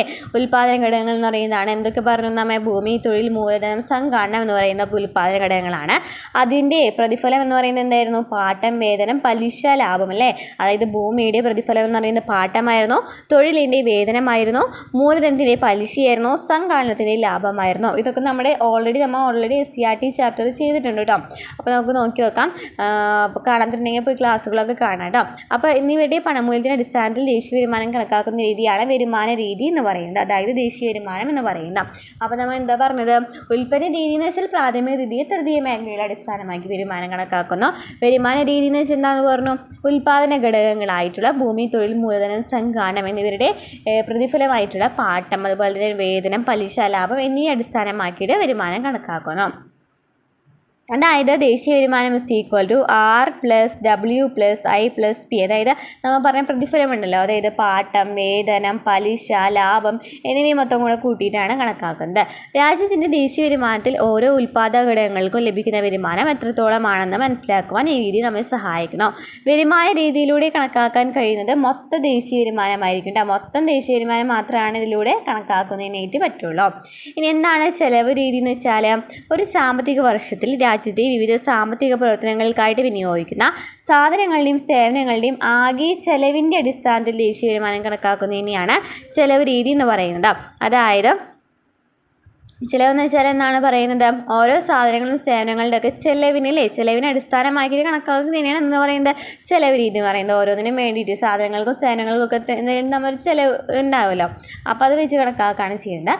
സാമ്പത്തിക ശാസ്ത്രത്തിൽ സാധനങ്ങളും സേവനങ്ങളും വാങ്ങുന്നതിന് വേണ്ടിയുള്ള ചിലവിനൊപ്പം നിക്ഷേപവും ചിലവായിട്ടാണ് കണക്കാക്കപ്പെടുന്നത്. അപ്പോൾ എന്താ പറയുന്നത്? സാമ്പത്തിക ശാസ്ത്രം എക്കണോമിക്സ് വെച്ച് നോക്കുകയാണെന്നുണ്ടെങ്കിൽ ചിലവ് മാത്രമല്ല നിക്ഷേപവും എന്താണ് ചിലവുമായിട്ടാണ് കണക്കാക്കപ്പെടുന്നത്. അതായത് ഉപഭോഗ ചിലവ്, നിക്ഷേപ ചിലവ് എന്നിവയോടൊപ്പം എന്തുകൂടെ കൂടും? സർക്കാർ ചിലവ്, അറ്റകയറ്റുമതി മൂല്യവും കൂടി ചേർന്നതാണ് രാജ്യത്തിൻ്റെ ആകെ ചിലവ് എന്ന് പറയുന്നത്. അതായത് എന്താ പറയുന്നത്? ഉപഭോഗ ചിലവും നിക്ഷേപ ചിലവും ഒക്കെ ഓൾറെഡി നമ്മൾക്ക് ഉണ്ടാവുന്ന ചിലവാണല്ലേ. അതല്ലാണ്ട് സർക്കാരിൻ്റെ ചിലവും അറ്റകയറ്റുമതി മൂല്യം എന്ന് വെച്ചാൽ നെറ്റ് എക്സ്പോർട്ട് വാല്യൂ ഉണ്ടാവും, അതൊക്കെ കൂടി ചേർന്നിട്ടാണ് രാജ്യത്തിൻ്റെ ആകെ ചിലവ് കണക്കാക്കുന്നത്. അപ്പോൾ അതാണ് ദേശീയ വരുമാനം എന്ന് പറയുന്നത്. ഇത്തരത്തിലൂടെ ചിലവ് രീതിയിലൂടെ കണക്കാക്കുമ്പോൾ രാജ്യത്തിൻ്റെ മൊത്ത ദേശീയ ചിലവ് എത്രയാണെന്ന് കിട്ടും അല്ലേ. ഇങ്ങനെയൊക്കെ ചിലവ് കണക്കുകൾ നോക്കുകയാണെന്നുണ്ടെങ്കിൽ ഒരു രാജ്യത്തിന് എത്രത്തോളം ചിലവ് വരുന്നുണ്ടെന്ന് നമുക്ക് ഇതിൽ കൂടെ മനസ്സിലാക്കാനായിട്ട് പറ്റും. ഇനി എന്താണ് സർക്കാർ ചിലവ് എന്നാണ് പറയുന്നത്? എന്താണ് സർക്കാർ ചിലവ് എന്ന് പറയുന്നത്? സർക്കാരിൻ്റെ ചിലവ് എന്ന് പറയുന്നത് എന്താണ്? ജനക്ഷേമം ലക്ഷ്യമാക്കി സർക്കാർ നടത്തുന്ന എല്ലാ പ്രവർത്തനങ്ങൾക്കും ആവശ്യമായി വരുന്ന ചിലവിനെയാണ് സർക്കാർ ചിലവ് അഥവാ പൊതു ചിലവ് എന്ന് പറയുന്നത്. ജനക്ഷേമം ലക്ഷ്യമാക്കിയിട്ട് സർക്കാർ കുറേ പ്രവർത്തനങ്ങൾ നടത്തുന്നുണ്ട്. ഈ പ്രവർത്തനങ്ങൾക്ക് ചിലവ് വരല്ലോ, ഈ ചിലവിനെയാണ് എന്തെന്ന് പറയുന്നത്? സർക്കാർ ചിലവ് അല്ലെങ്കിൽ പൊതു ചിലവ് എന്ന് പറയുന്നത്. സർക്കാർ ചിലവുകളെ വികസന ചിലവുകളെന്നും വികസനേതര ചിലവുകളെന്നും തരംതിരിക്കാനായിട്ട് പറ്റും. സർക്കാർ ചിലവുകളെ എന്തെന്നൊക്കെ തരംതിരിക്കാം? വികസന ചെലവുകളെന്നും വികസനേതര ചെലവുകളെന്നും തരംതിരിക്കാനായിട്ട് പറ്റും. ഈ നേരത്തെ പറഞ്ഞല്ലോ ഉപഭോഗ ചെലവ് ഉണ്ടെന്ന് പറഞ്ഞു അല്ലേ? ഉപഭോഗ ചെലവ് എന്ന് വെച്ചാൽ എന്താണ് ഉപഭോഗ ചെലവ്? ഉപഭോക്താക്കൾ ഉപഭോഗത്തിനായിട്ട് സാധനങ്ങളും സേവനങ്ങളും വാങ്ങുന്നതിന് വേണ്ടി ചിലവാക്കുന്ന മൊത്തം തുകയാണ് ഉപഭോഗ ചെലവ് എന്ന് പറയുന്നത്. ഉപഭോക്താക്കൾ ഉപഭോഗത്തിനായിട്ട് സാധനങ്ങളും സേവനങ്ങളും വാങ്ങുന്നതിന് വേണ്ടി ചിലവാക്കുന്ന മൊത്തം തുകയാണ് ഉപഭോഗ ചെലവ് എന്ന് പറയുന്നത്. ഇനി നിക്ഷേപ ചെലവ് എന്ന് വെച്ചാൽ എന്താണ്? മൂലധന ഉൽപ്പന്നങ്ങളുടെ മേൽ വ്യവസായ യൂണിറ്റുകളോ വ്യക്തികളോ സ്ഥാപനങ്ങളോ ചിലവാക്കുന്ന മൊത്തം ചിലവിനെയാണ് നിക്ഷേപ ചെലവ് എന്ന് പറയുന്നത്. അതായത് എന്തെങ്കിലും ഉൽപ്പന്നങ്ങളുടെ മേൽ എന്തെങ്കിലും വ്യവസായ യൂണിറ്റുകളോ അല്ലെങ്കിൽ വ്യക്തിയോ സ്ഥാപനം എങ്ങനെയൊക്കെ മൊത്തം നിക്ഷേപിക്കരുത് ചെയ്യുന്നത്, അങ്ങനെ മൊത്തം ചിലവാക്കുന്ന ചിലവിനെയാണ് നിക്ഷേപ ചെലവ് എന്ന് പറയുന്നത്. ഭൂമിക്ക് വേണ്ടിയുള്ള ചിലവ്, യന്ത്രങ്ങൾക്ക് വേണ്ടിയുള്ള ചിലവ് എന്നിവയൊക്കെ ഇതിന് ഉദാഹരണങ്ങളാണ്. ഭൂമിക്ക് വേണ്ടിയുള്ള ചിലവെന്ന് പറയുന്നതും യന്ത്രങ്ങൾക്ക് വേണ്ടിയുള്ള ചിലവെന്നൊക്കെ പറയുന്നത് എന്താണ്? നിക്ഷേപ ചെലവിന് ഉദാഹരണമാണ് അല്ലേ? നമ്മളവിടെ നിക്ഷേപിക്കുകയാണ് ചെയ്യുന്നത്. ഇനി എന്താണ് അറ്റകയറ്റുമതികൾ എന്ന് പറയുന്നത്? രാജ്യത്തിൻ്റെ കയറ്റുമതി മൂല്യവും ഇറക്കുമതി മൂല്യവും തമ്മിലുള്ള വ്യത്യാസത്തെയാണ് അറ്റകയറ്റുമതി എന്നറിയപ്പെടുന്നത്. രാജ്യത്തിൻ്റെ കയറ്റുമതി മൂല്യവും ഇറക്കുമതി മൂല്യവും തമ്മിലുള്ള വ്യത്യാസത്തെയാണ് അറ്റകയറ്റുമതി എന്നറിയപ്പെടുന്നത്. അപ്പോൾ ഈ ടേമുകളൊക്കെ ക്ലിയർ ആയല്ലോ. സർക്കാർ ചിലവെന്ന് വെച്ചാൽ എന്താണ്? സർക്കാരിൻ്റെ ചിലവുകളാണ്. ഉപഭോഗ ചിലവെന്ന് വെച്ചാൽ സാധനങ്ങളും സേവനങ്ങളും വാങ്ങുന്നതിന് വേണ്ടിയുള്ള ചിലവ്. നിക്ഷേപ ചിലവെന്ന് വെച്ചാൽ ഭൂമിക്ക് വേണ്ടിയിട്ടും അല്ലെങ്കിൽ നമ്മൾ ഏതെങ്കിലും ഉൽപ്പന്നങ്ങളുടെ മേൽ ചിലവാക്കുന്ന ചിലവ്. അറ്റകയറ്റുമതികൾ രാജ്യത്തിൻ്റെ കയറ്റുമതി മൂല്യവും ഇറക്കുമതി മൂല്യവും തമ്മിലുള്ള വ്യത്യാസത്തെയാണ് അറ്റകയറ്റുമതികൾ എന്ന് പറയുന്നത്. ദേശീയ വരുമാനം കണക്കാക്കുന്നതിനുള്ള 3 രീതികൾ നാം പരിചയപ്പെട്ടു കഴിഞ്ഞു. ഉൽപ്പന്ന രീതിയിലൂടെ രാജ്യത്തെ പ്രാഥമിക, ദ്വിതീയ, തൃതീയ മേഖലകളിൽ ഉൽപ്പാദിപ്പിക്കപ്പെടുന്ന വിവിധ സാധനങ്ങളുടെയും സേവനങ്ങളുടെയും ആകെ പണമൂല്യവും. വരുമാന രീതിയിലൂടെ മൊത്ത ദേശീയ വരുമാനവും ചെലവ് രീതി പ്രകാരം മൊത്തം ദേശീയ ചെലവും ലഭിക്കുന്നു. വരുമാന രീതിയിലൂടെ മൊത്തം ദേശീയ വരുമാനം ലഭിക്കും. വരുമാന രീതിയിലൂടെ മൊത്തം ദേശീയ വരുമാനം ലഭിക്കും. ചെലവ് രീതി പ്രകാരം മൊത്തം ദേശീയ ചെലവ് ലഭിക്കും. വരുമാനം ലഭിച്ചോ ദേശീയ വരുമാനം ലഭിച്ചോ ദേശീയ ചെലവും ലഭിച്ചോ. ഈ 3 രീതികളിലൂടെയും ദേശീയ വരുമാനം കണക്കാക്കിയാൽ ഒരേ ഫലമാണ് ലഭ്യമാവുക. അതായത് ദേശീയ വരുമാനം മൊത്തം ഉൽപ്പന്നത്തിൻ്റെയും മൊത്ത വരുമാനത്തിൻ്റെയും മൊത്ത ചെലവിൻ്റെയും അടിസ്ഥാനത്തിൽ കണക്കാക്കിയാൽ ഫലം ഒന്ന് തന്നെയായിരിക്കും. ദേശീയ വരുമാനം എന്ന് പറയുന്നത് മൊത്തം ഉൽപ്പന്നത്തിൻ്റെയും നോക്കാം, മൊത്ത വരുമാനത്തിൻ്റെയും നോക്കാം, മൊത്തം ചെലവിൻ്റെ ഒക്കെ നോക്കുകയാണെന്നുണ്ടെങ്കിലും എന്ത് തന്നെയായിരിക്കും? ഒരേ വാല്യൂ തന്നെയായിരിക്കും കിട്ടാം. അപ്പോൾ ഇത് ഓരോ ഉൽപ്പന്നങ്ങളും എങ്ങനെയാണ് ദേശീയ വരുമാനം കണക്കാക്കുന്നതെന്ന് നമുക്ക് നോക്കാം. ഓരോ ഉൽപ്പന്നങ്ങൾ വഴിയും അതുപോലെ തന്നെ പല രീതികൾ വഴി ദേശീയ വരുമാനം കണക്കാക്കുന്നുണ്ട്. മൊത്ത ആഭ്യന്തര ഉൽപ്പന്നവും മൊത്ത ദേശീയ ഉൽപ്പന്നവും എന്ന് വെച്ചാൽ എന്താണ്? Gross domestic product and gross national product, അതായത് GDP അല്ലെങ്കിൽ GNP എന്ന് വെച്ചാൽ എന്താണ്? ഒരു രാജ്യത്തിൻ്റെ സാമ്പത്തിക സ്ഥിതി കണക്കാക്കുന്നത് എങ്ങനെയാണെന്നും അതിൻ്റെ പ്രാധാന്യം എന്താണെന്ന് നമുക്ക് മനസ്സിലായില്ലേ? ദേശീയ വരുമാനം കണക്കാക്കുന്നതുമായി ബന്ധപ്പെട്ട ചില പ്രധാന ആശയങ്ങൾ പരിചയപ്പെടാം. ഒരു സാമ്പത്തിക വർഷത്തിൽ രാജ്യത്തിൻ്റെ ആഭ്യന്തര അതിർത്തിക്കുള്ളിൽ ഉൽപ്പാദിപ്പിക്കപ്പെടുന്ന അന്തിമ സാധനങ്ങളുടെയും സേവനങ്ങളുടെയും ആകെ പണമൂല്യമാണ് മൊത്ത ആഭ്യന്തര ഉൽപ്പന്നം എന്ന് പറയുന്നത്. മൊത്ത ആഭ്യന്തര ഉൽപ്പന്നം, ആഭ്യന്തരം എന്ന് വെച്ചാൽ രാജ്യത്തിൻ്റെ ഉള്ളിൽ, അതായത് ഒരു സാമ്പത്തിക വർഷത്തിൽ രാജ്യത്തിൻ്റെ ആഭ്യന്തര അതിർത്തിക്കുള്ളിൽ ഉൽപ്പാദിപ്പിക്കപ്പെടുന്ന അന്തിമ സാധനങ്ങളുടെയും സേവനങ്ങളുടെയും ആകെ പണമൂല്യമാണ് മൊത്ത ആഭ്യന്തര ഉൽപ്പന്നം അല്ലെങ്കിൽ GDP എന്ന് പറയുന്നത്. ഒരു രാജ്യത്തെ ഗവൺമെൻറ്റിൻ്റെ അധീനതയിലുള്ളതും സാമ്പത്തിക പ്രവർത്തനങ്ങൾക്ക് പൂർണ്ണ സ്വാതന്ത്ര്യമുള്ളതുമായ ഭൂപ്രദേശത്തെയാണ് ആഭ്യന്തര അതിർത്തി എന്നതുകൊണ്ട് അർത്ഥമാക്കുന്നത്. അപ്പോൾ എന്താണ് ആഭ്യന്തര അതിർത്തി എന്ന് പറയുന്നത്? ഒരു രാജ്യത്തെ ഗവൺമെൻറ്റിൻ്റെ അധീനതയിലുള്ളതും സാമ്പത്തിക പ്രവർത്തനങ്ങൾക്ക് പൂർണ്ണ സ്വാതന്ത്ര്യമുള്ളതുമായ ഭൂപ്രദേശത്തെയാണ് ആഭ്യന്തര അതിർത്തി എന്നതുകൊണ്ട് അർത്ഥമാക്കുന്നത്. മൊത്ത ആഭ്യന്തര ഉൽപ്പന്നം കണക്കാക്കുമ്പോൾ വിദേശത്ത് ജോലി ചെയ്യുന്ന വ്യക്തികളുടെ വരുമാനം, വിദേശ രാജ്യങ്ങളിൽ പ്രവർത്തിക്കുന്ന സ്ഥാപനങ്ങളുടെയും സംരംഭങ്ങളുടെയും ലാഭം തുടങ്ങിയവ അതിൽ ഉൾപ്പെടുന്നില്ല. ആഭ്യന്തര അതിർത്തിക്കുള്ളിൽ മാത്രം ഉൾപ്പെടുന്ന ചിലവിനെയാണ് ആഭ്യന്തര ഉൽപ്പന്നം എന്ന് പറയുന്നത്. അപ്പം പുറത്ത് ജോലി ചെയ്യുന്ന ആൾക്കാരുടെ ലാഭമൊന്നും ഇതിൽ കണക്കാക്കുന്നില്ല. മൊത്തം ആഭ്യന്തര ഉൽപ്പന്നം കണക്കാക്കുമ്പോൾ വിദേശത്ത് ജോലി ചെയ്യുന്ന വ്യക്തികളുടെ വരുമാനമാണെന്നുണ്ടെങ്കിലും അല്ലെങ്കിൽ വിദേശ രാജ്യങ്ങളിൽ പ്രവർത്തിക്കുന്ന സ്ഥാപനങ്ങളുടെയും സംരംഭകരുടെയും ലാഭം തുടങ്ങിയൊന്നും ഇതിൽ ഉൾപ്പെടുന്നില്ല. ഉദാഹരണത്തിന് വിദേശ രാജ്യത്ത് പ്രവർത്തിക്കുന്ന ഒരു ഇന്ത്യൻ കമ്പനിയുടെ സാമ്പത്തിക നേട്ടങ്ങൾ ഇന്ത്യയുടെ മൊത്ത ആഭ്യന്തര ഉൽപ്പന്നം, അതായത് GDP മൊത്ത ആഭ്യന്തര ഉൽപ്പന്നത്തിൽ ഉൾപ്പെടുന്നില്ല. മൊത്ത ആഭ്യന്തര ഉൽപ്പന്നം ഒരു സമ്പദ് വ്യവസ്ഥയുടെ വിവിധ മേഖലകളിൽ നിന്നുള്ള സംഭാവന വിശകലനം ചെയ്യാൻ അനുയോജ്യമായ ഒന്നാണ്. ആഭ്യന്തര ഉൽപ്പന്നത്തോടൊപ്പം ഇന്ത്യക്കാരും ഇന്ത്യൻ സ്ഥാപനങ്ങളും വിദേശങ്ങളിൽ നിന്നും നേടുന്ന വരുമാനം കൂട്ടുകയും അതിൽ നിന്ന് വിദേശികളും വിദേശ സ്ഥാപനങ്ങളും ഇന്ത്യയിൽ നിന്നും നേടുന്ന വരുമാനം കുറയ്ക്കുകയും ചെയ്യുമ്പോഴാണ് മൊത്ത ദേശീയ ഉൽപ്പന്നം ലഭിക്കുന്നത്. മൊത്ത ദേശീയ ഉൽപ്പന്നം എന്ന് വെച്ചാൽ എന്താണ്? മൊത്ത ദേശീയ ഉൽപ്പന്നം അല്ലെങ്കിൽ GNP എന്ന് വെച്ചാൽ ആഭ്യന്തര ഉൽപ്പന്നത്തോടൊപ്പം ഇന്ത്യക്കാരും ഇന്ത്യൻ സ്ഥാപനങ്ങളും വിദേശങ്ങളിൽ നിന്ന് നേടുന്ന വരുമാനം കൂട്ടുകയും, അതായത് മൊത്തം എന്ന് വെച്ചാൽ മൊത്തമാണല്ലോ, അതായത് ആഭ്യന്തരം എന്ന് വെച്ചാൽ അതിർത്തിക്കുള്ളിലുള്ളതായിരുന്നു, മൊത്തം എന്ന് വെച്ചാൽ എന്താണ്? മൊത്തമാണ്. ഉള്ളിലുള്ളതായിരിക്കാം, പുറത്തുള്ളതായിരിക്കാം. അങ്ങനെ ഉള്ളിൽ വർക്ക് ചെയ്യുന്ന ആൾക്കാരുടെ വരുമാനം അതൊക്കെ നമ്മൾ മൊത്തം ആഭ്യന്തര ഉൽപ്പന്നത്തിൽ കൂട്ടുന്നതാണ്. അതും പോരാതെ പുറത്ത് വിദേശികൾ വർക്ക് ചെയ്യുന്നുണ്ടായിരിക്കുമല്ലോ, വിദേശീയർ പുറത്തുനിന്നുള്ള ആൾക്കാരും ഇവിടെ വർക്ക് ചെയ്യുന്നുണ്ടായിരിക്കും. അപ്പോൾ ആ വരുമാനം കൂട്ടും. അതുപോലെ തന്നെ ഇവിടെ നിന്ന് അങ്ങോട്ട് പോയിട്ട് വർക്ക് ചെയ്യുന്ന ആൾക്കാരുണ്ടായിരിക്കും, വിദേശത്ത് പോയിട്ട് വർക്ക് ചെയ്യുന്ന ആൾക്കാരുണ്ടായിരിക്കും. അപ്പോൾ അവരുടെ വരുമാനം സ്ഥാപനങ്ങളുടെ ഒക്കെ ഇത് നോക്കുന്നതിനാണെന്ന് പറയുന്നത് മൊത്ത ദേശീയ ഉൽപ്പന്നം എന്ന് പറയുന്നത്. അതാണ് പറയുന്നത് ആഭ്യന്തര ഉൽപ്പന്നത്തോടൊപ്പം ഇന്ത്യക്കാരും ഇന്ത്യൻ സ്ഥാപനങ്ങളും വിദേശങ്ങളിൽ നിന്ന് നേടുന്ന വരുമാനം കൂട്ടുകയും അതിൽ നിന്നും വിദേശികളും വിദേശ സ്ഥാപനങ്ങളും ഇന്ത്യയിൽ നിന്ന് നേടുന്ന വരുമാനം കുറയ്ക്കുകയും ചെയ്യുമ്പോൾ കുറയ്ക്കുകയെന്ന് വെച്ചാൽ അതായത് നമ്മൾ ഇവിടുന്ന് അങ്ങോട്ട് പോയിട്ട് വർക്ക് ചെയ്യുന്ന ആൾക്കാരുടെ എണ്ണം കുറയ്ക്കും. ഇതിൽ നിന്ന് കുറയ്ക്കുകയാണ്, അവിടെ നിന്ന് ഇങ്ങോട്ട് വന്ന വിദേശികളുണ്ടായിരിക്കില്ല, അപ്പോൾ അവരുടെ വരുമാനത്തിൽ നിന്ന് കുറയ്ക്കുകയാണെന്നുണ്ടെങ്കിലാണ് മൊത്ത ദേശീയ ഉൽപ്പന്നം കിട്ടുന്നത്.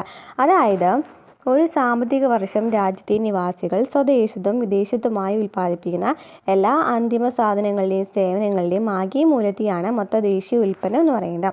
നേരത്തെ പറഞ്ഞ പോലെ തന്നെ നമ്മൾ അങ്ങോട്ട് പോയിട്ടുള്ള ആൾക്കാരുടെയും അവിടെ നിന്ന് ഇങ്ങോട്ട് വന്ന ആൾക്കാരുടെയും മൊത്തം മൂല്യം കൂട്ടുമ്പോഴാണ് മൊത്ത ദേശീയ ഉൽപ്പന്നം ലഭിക്കുന്നത്. സാമ്പത്തിക വർഷം രാജ്യത്തെ നിവാസികൾ സ്വദേശത്തും വിദേശത്തുമായിട്ട് ഉൽപ്പാദിപ്പിക്കുന്ന എല്ലാ അന്തിമ സാധനങ്ങളുടെയും സേവനങ്ങളുടെയും ആകെ മൂല്യത്തെയാണ് മൊത്ത ദേശീയ ഉൽപ്പന്നം എന്ന് പറയുന്നത്.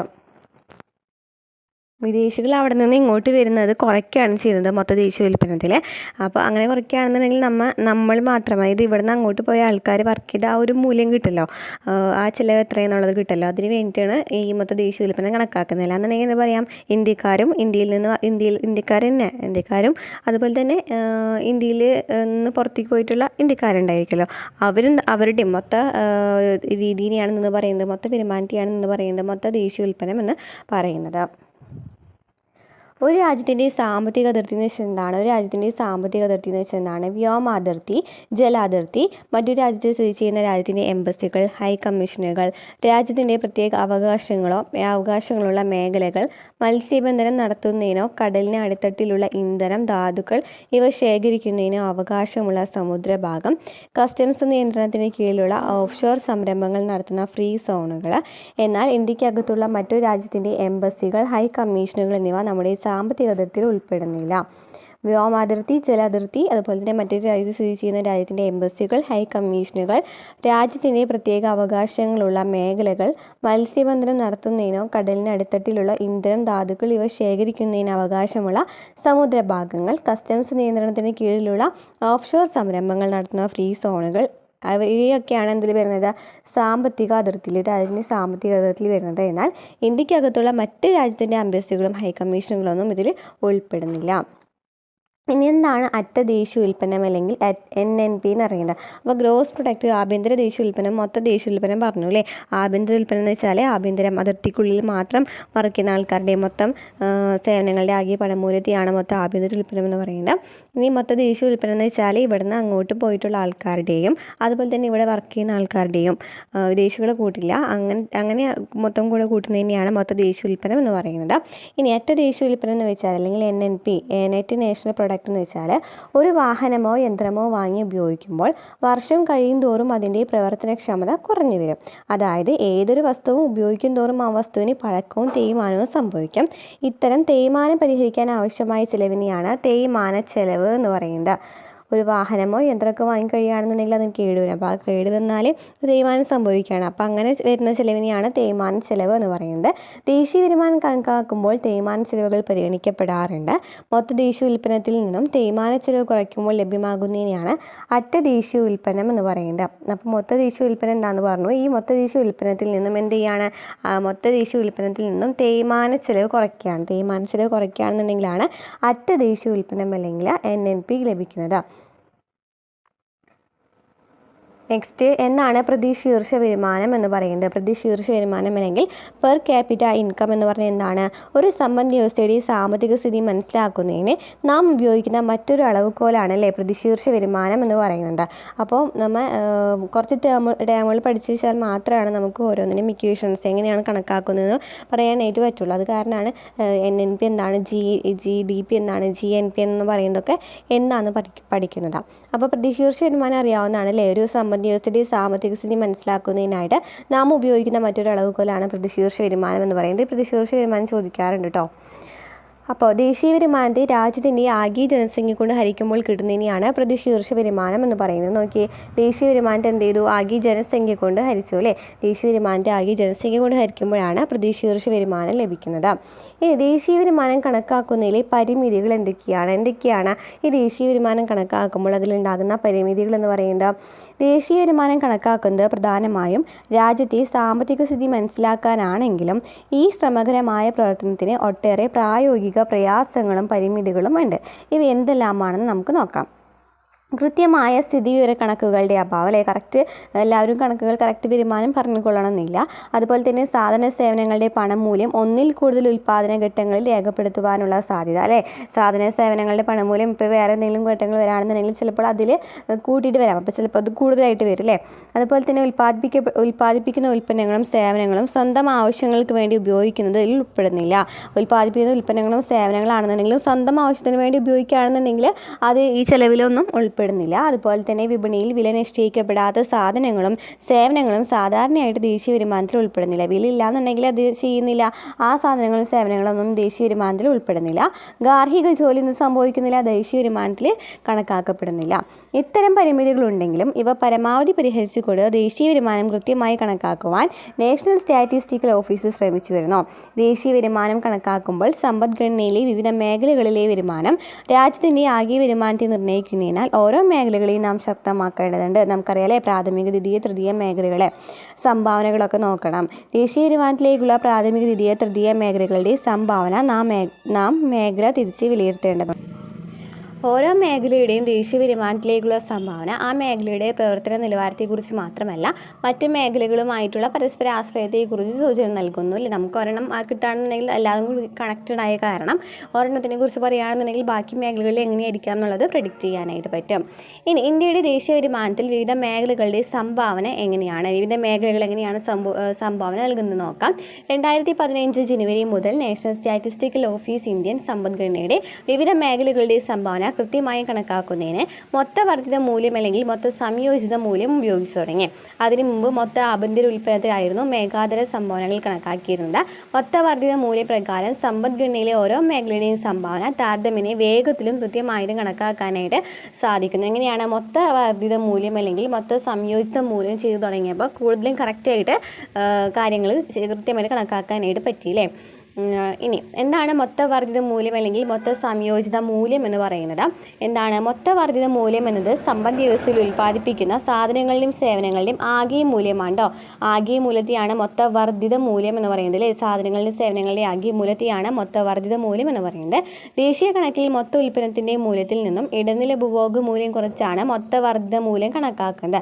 അപ്പോൾ മൊത്തവർദ്ധിത മൂല്യം എന്ന് വെച്ചാൽ എന്താണ് ഇക്വേഷൻ പറയുന്നത്? മൊത്ത ഉൽപ്പന്ന മൂല്യത്തിൽ നിന്നും ഇടനില ഉപഭോഗ മൂല്യം കുറയ്ക്കുന്നത് അല്ലേ. ഇടനില ഉപഭോഗ മൂല്യം എന്ന് വെച്ചാൽ എന്താണ്? ഒരു സാധനമോ സേവനമോ ഉൽപ്പാദിപ്പിക്കാൻ ഉപയോഗിച്ച അസംസ്കൃത വസ്തുക്കളുടെ ഉപഭോഗത്തെയാണ് ഇടനില ഉപഭോഗം എന്ന് പറയുന്നത്. ഒരു സാധനമോ സേവനമോ ഉൽപ്പാദിപ്പിക്കാൻ ഉപയോഗിച്ച നമ്മൾ നേരത്തെ പറഞ്ഞിട്ടുണ്ടായിരുന്നു അല്ലേ, ഇടനില എന്ന് വെച്ചാൽ എന്താണ്? അപ്പോൾ അസംസ്കൃത വസ്തുക്കളുടെ ഉപഭോഗത്തെയാണ് ഇടനില ഉപഭോഗം എന്ന് പറയുന്നത്. ഈ ഇടനില ഉപഭോഗ മൂല്യത്തിൽ നിന്ന് മൊത്ത ഉൽപ്പന്ന മൂല്യം കുറയ്ക്കുകയാണെന്നുണ്ടെങ്കിൽ മൊത്തവർദ്ധിത മൂല്യം ലഭിക്കും. ഇനി ഇത് കണക്കാക്കുമ്പോൾ ഉൽപ്പന്ന മൂല്യം മാത്രമേ കണക്കാക്കുന്നുള്ളൂ. ഉൽപ്പന്നത്തിന് മേൽ നികുതികളോ സബ്സിഡികളോ ഒന്നും പരിഗണിക്കുന്നില്ല. എന്നാൽ GDP കണക്കാക്കുമ്പോൾ ഉൽപ്പന്ന നികുതിയും ഉൽപ്പന്നത്തിന് മേലുള്ള സബ്സിഡിയും തമ്മിലുള്ള വ്യത്യാസം മൊത്തവർദ്ധിത മൂല്യത്തോടൊപ്പം കൂട്ടിച്ചേർക്കപ്പെടുന്നുണ്ട്.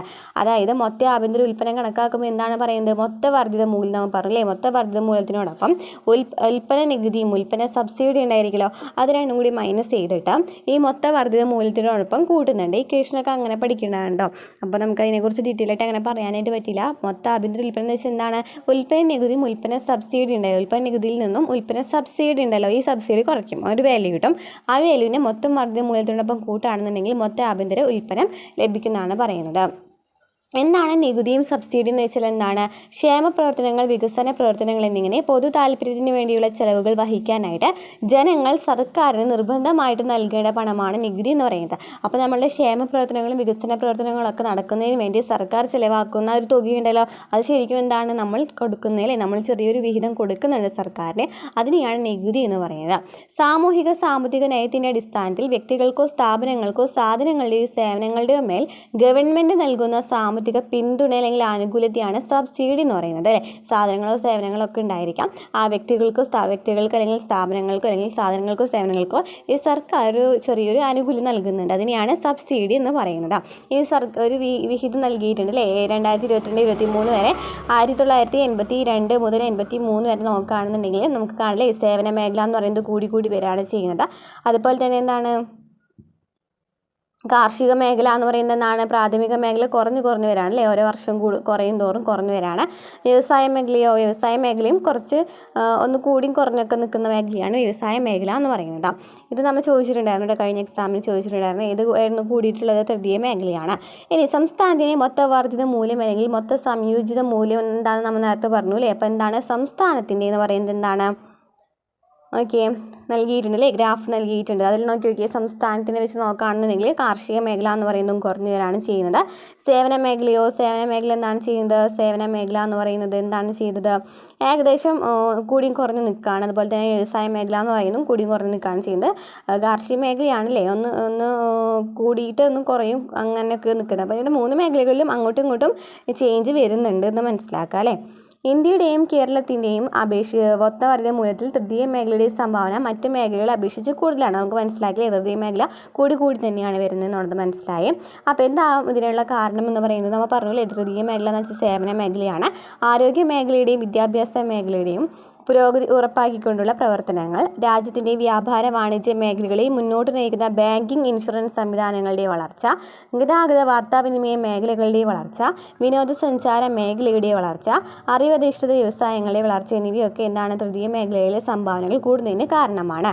ആരോഗ്യ മേഖലയുടെയും വിദ്യാഭ്യാസ മേഖലയുടെയും പുരോഗതി ഉറപ്പാക്കിക്കൊണ്ടുള്ള പ്രവർത്തനങ്ങൾ, രാജ്യത്തിൻ്റെ വ്യാപാര വാണിജ്യ മേഖലകളെ മുന്നോട്ട് നയിക്കുന്ന ബാങ്കിംഗ്, ഇൻഷുറൻസ് സംവിധാനങ്ങളുടെ വളർച്ച, ഗതാഗത വാർത്താവിനിമയ മേഖലകളുടെ വിനോദസഞ്ചാര മേഖല, അറിവധിഷ്ഠിത വ്യവസായങ്ങളുടെയൊക്കെ വളർച്ചയാണ്. ഇവയെല്ലാം വിഹിതത്തിലേക്കുള്ള തൃതീയ മേഖലകളുടെ സംഭാവന വർദ്ധിച്ചു വരുന്നതിന് കാരണമാകുന്നു. ഇനി എന്താണ് അറിവധിഷ്ഠിത മേഖല എന്ന് വെച്ചാൽ? എന്താണ്? സയൻറ്റിഫിക് ആയിട്ടുള്ള ഭാഗമാണ് അല്ലേ.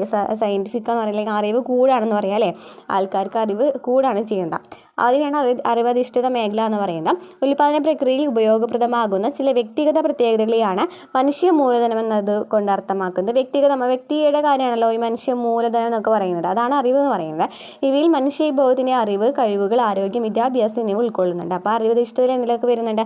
അറിവ് മാത്രമല്ല കഴിവും അതുപോലെ തന്നെ ആരോഗ്യം, വിദ്യാഭ്യാസം എന്നിവയൊക്കെ വരുന്നുണ്ട്.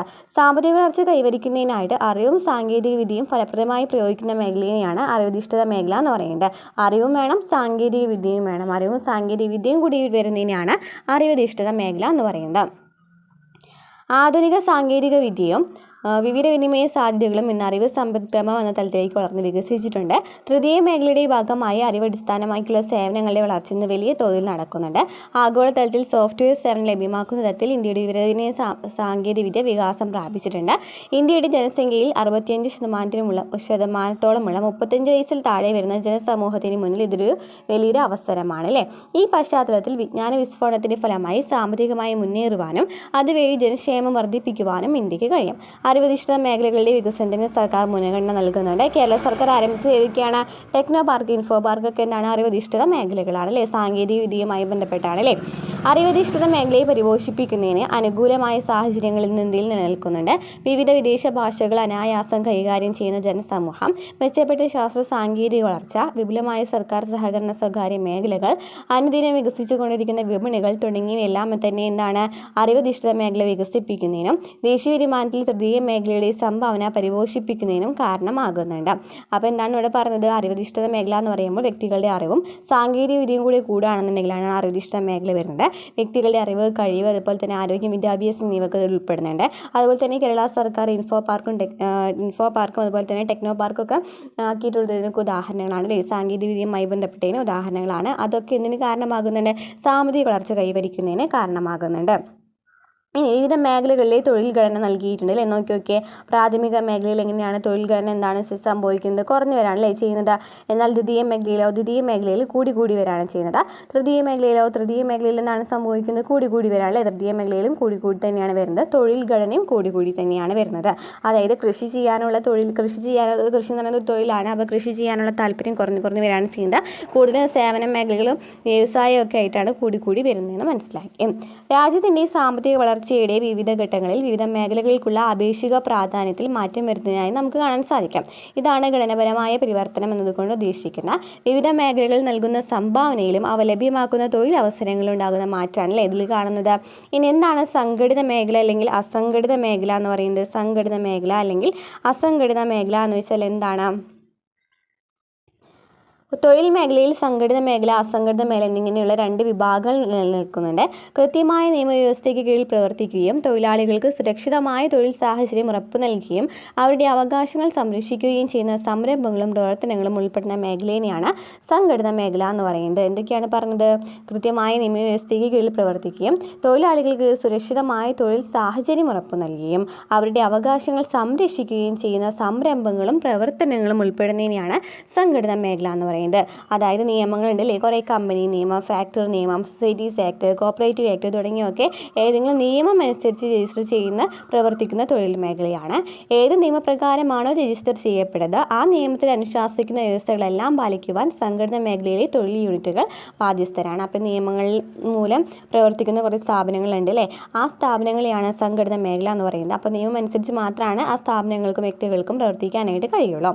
അസംഘടിത മേഖല എന്ന് വെച്ചാൽ എന്താണ്? നിയമവ്യവസ്ഥയ്ക്ക് കീഴിലല്ലാത്തതോ സ്ഥിരമായ കണക്കുകൾ സൂക്ഷിക്കാത്തതായ സംരംഭങ്ങളും പ്രവർത്തനങ്ങളും ഉൾപ്പെടുന്ന മേഖലയെയാണ് അസംഘടിത മേഖല എന്ന് പറയുന്നത്. അതായത് പ്രത്യേക രജിസ്ട്രേഷനോ നിയമാവലിക്കോ വിധേയമാകാതെ അനൗപചാരികമായിട്ട് സമൂഹത്തിൽ നിലനിൽക്കൊള്ളുന്ന തൊഴിൽ മേഖലയാണ് ഇതെന്ന് പറയുന്നത്. അപ്പോൾ എന്തൊക്കെയാണ് സംഘടിത മേഖല എന്ന് വെച്ചാൽ? രജിസ്റ്റർ ചെയ്യപ്പെട്ട തൊഴിൽ മേഖലയാണ്. അസംഘടിത മേഖല എന്ന് വെച്ചാൽ രജിസ്റ്റർ ചെയ്യപ്പെട്ടിട്ടുണ്ടായിരിക്കില്ല. സംഘടിത മേഖലയിൽ സ്ഥിരം തൊഴിൽ ഉണ്ടായിരിക്കാം, അസംഘടിത മേഖലയിൽ സ്ഥിരം തൊഴിൽ ഉണ്ടായിരിക്കില്ല. സംഘടിത മേഖലയിൽ താരതമ്യേന കൂടിയ ശമ്പളമായിരിക്കും, എന്നാൽ അസംഘടിത മേഖലയിൽ താരതമ്യേന കുറഞ്ഞ ശമ്പളമായിരിക്കാം. സംഘടിത മേഖലയിൽ തൊഴിൽ സുരക്ഷിതത്വം ഉണ്ടായിരിക്കും, അസംഘടിത മേഖലയിൽ ഉണ്ടായിരിക്കില്ല അല്ലേ? ഒന്നും ഉണ്ടായിരിക്കില്ല സംഘടിത മേഖലയിലല്ല, സംഘടിത മേഖലയിൽ ഉണ്ടായിരിക്കാം. അപ്പോൾ അസംഘടിത മേഖല നേരിടുന്ന പ്രശ്നങ്ങൾ എന്തൊക്കെയാണ്? നമ്മൾ പറഞ്ഞ ഈ സംഭവങ്ങൾ തന്നെയല്ലേ? സുരക്ഷിതമല്ലാത്ത തൊഴിലിടങ്ങൾ, ദീർഘമായ തൊഴിൽ സമയം, കുറഞ്ഞ വേതനം തുടങ്ങിയ ധാരാളം പ്രശ്നങ്ങൾ അസംഘടിത മേഖലയിലെ തൊഴിലാളികൾ അനുഭവിച്ചു കൊണ്ടിരിക്കുന്നു. ഇത് ഇത്തരം തൊഴിലാളികളെ മികച്ച മാനവ വിഭവമാക്കി മാറ്റിയെടുക്കുന്നതിന് തടസ്സമായി നിലനിൽക്കുന്നു. കൂടാതെ ദേശീയ വരുമാനത്തിലേക്കുള്ള സാമ്പത്തിക അസമത്വം രൂപപ്പെടുന്നതിനും കാരണമാകുന്നു. അസംഘടിത മേഖലയിൽ ജോലി ചെയ്യുന്നവർ സംഘടിത മേഖലയിൽ തൊഴിലെടുക്കുന്നവരെ അപേക്ഷിച്ച് വിവിധ തരം പിന്നോക്കാവസ്ഥ, അവസരങ്ങളുടെ അഭാവം തുടങ്ങി പലതരം പ്രശ്നങ്ങളും അഭിമുഖീകരിക്കുന്നുണ്ട്. ഇത് വിവിധ തരത്തിലുള്ള അസമത്വത്തിലേക്ക് നയിക്കുന്നുണ്ട് അല്ലേ? അപ്പോൾ നമുക്ക് എന്തൊക്കെയാണ് കേന്ദ്ര സംസ്ഥാന സർക്കാരുകൾ നടപ്പിലാക്കുന്ന കുറച്ച് നിയമങ്ങൾ ഏതൊക്കെയാണെന്ന് നോക്കാം. അസംഘടിത തൊഴിലാളികളുടെ സാമൂഹിക സുരക്ഷാ നിയമം 2008 വന്നിട്ടുണ്ട്. അസംഘടിത തൊഴിലാളികളുടെ ആരോഗ്യ സംരക്ഷണം, പ്രസവാനുകൂല്യങ്ങൾ, വാർദ്ധകാല സംരക്ഷണം, വിദ്യാഭ്യാസം, പാർപ്പിടം, വിവിധ സാമൂഹിക സുരക്ഷാ ആനുകൂല്യങ്ങൾ എന്നിവ ഉറപ്പുവരുത്തുന്നതിനുള്ള പദ്ധതികൾ രൂപീകരിക്കുന്നതിന് കേന്ദ്ര സംസ്ഥാന സർക്കാരുകൾക്ക് ഈ നിയമം അധികാരം നൽകുന്നു. അപ്പോൾ എന്തൊക്കെയാണ് പറഞ്ഞത്? അസംഘടിത തൊഴിലാളികളുടെ ആരോഗ്യ സംരക്ഷണം, പ്രസവാനുകൂല്യങ്ങൾ, വാർദ്ധകാല സംരക്ഷണം, വിദ്യാഭ്യാസം, പാർപ്പിടം, വിവിധ സാമൂഹിക സുരക്ഷാ ആനുകൂല്യങ്ങൾ എന്നിവ ഉറപ്പുവരുത്തുന്നതിനായിട്ട് കേന്ദ്ര സംസ്ഥാന സർക്കാരുകൾ ഒരു നിയമം നൽകുന്നുണ്ട്. ഇനി എന്താണ് സാമൂഹിക സുരക്ഷാ കോഡ് 2020 എന്ന് പറയുന്നത്?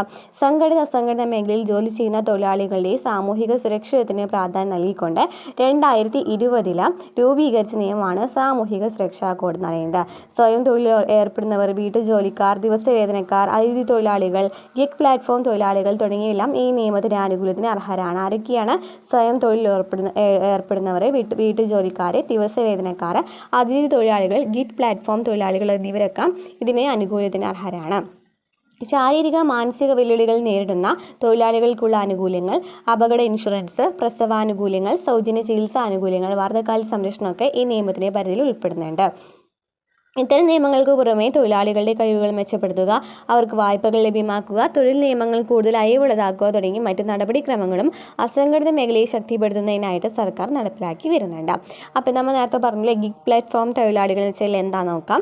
സാമൂഹിക സുരക്ഷാ കോഡ് 2020 ഒരു ഗിഗ് തൊഴിലാളിയെ നിർവചിച്ചിരിക്കുന്ന ഇപ്രകാരമാണ്: പരമ്പരാഗത തൊഴിലുടമ തൊഴിലാളി ബന്ധങ്ങൾക്ക് പുറത്തുള്ള ഒരു തൊഴിൽ ക്രമീകരണത്തിൽ പങ്കെടുക്കുകയും അത്തരം പ്രവർത്തനങ്ങളിൽ നിന്ന് സമ്പാദിക്കുകയും ചെയ്യുന്ന വ്യക്തി. അതായത് എന്താണ് പറയുന്നത്, ഗിഗ് പ്ലാറ്റ്ഫോം തൊഴിലാളികൾക്ക് ആവശ്യാനുസരണം കമ്പനികളുമായിട്ട് ഔപചാരിക കരാറുകളിൽ ഏർപ്പെടുവാൻ സാധിക്കുന്നു.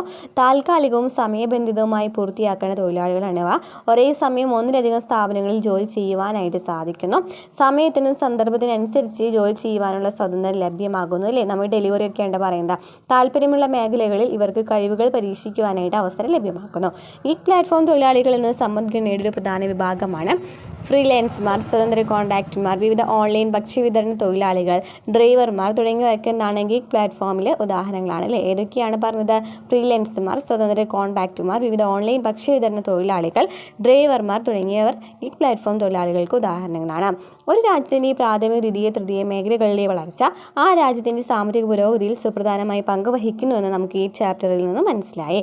അതുപോലെ തന്നെ പ്രാഥമിക, ദ്വിതീയ മേഖല പരസ്പര ആശ്രയത്തിൽ അധിഷ്ഠിതമാണെന്നും ഈ ചാപ്റ്ററിൽ മനസ്സിലായി. അപ്പോൾ ഇത്രയൊക്കെ ഉണ്ടോ ഈ ചാപ്റ്ററിൽ പറയാനുള്ളത്. കുറച്ച് വലിയ ചാപ്റ്റർ ആയിരുന്നു. ഞാൻ ഇമ്പോർട്ടൻ്റ് ആയിട്ടുള്ളതൊക്കെ എടുത്തെടുത്ത് പറഞ്ഞിട്ടുണ്ട്. അല്ലാത്തൊക്കെ കുറച്ച് വായിച്ചിട്ടാണ് പോയിട്ടുള്ളത്. നമ്മുടെ ക്ലാസ്സുകൾ ഇഷ്ടമാണെന്നുണ്ടെങ്കിൽ സപ്പോർട്ട് ചെയ്യാം കേട്ടോ. അപ്പോൾ നമുക്ക് ഇനി അടുത്ത ക്ലാസ്സായിട്ട് വീണ്ടും കാണാം.